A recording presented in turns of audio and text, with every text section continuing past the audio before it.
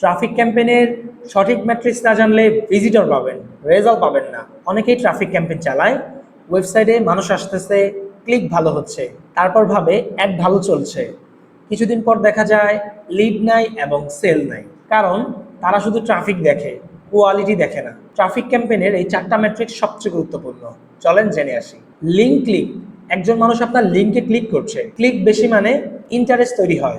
Number 2, cost per click, প্রতি ক্লিকের খরচ কত, ক্লিক বেশি মানেই অ্যাড ইফেক্টিভ না।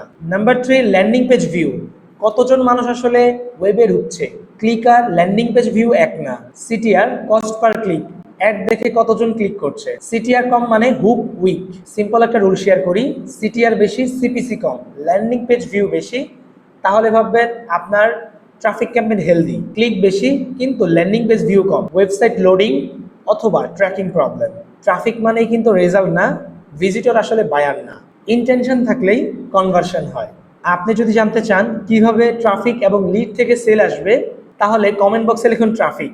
আমি আপনাকে প্রুভেন একটা সিস্টেম দিব, যেটা অ্যাপ্লাই করলে আপনি রেজাল্ট পাবেন।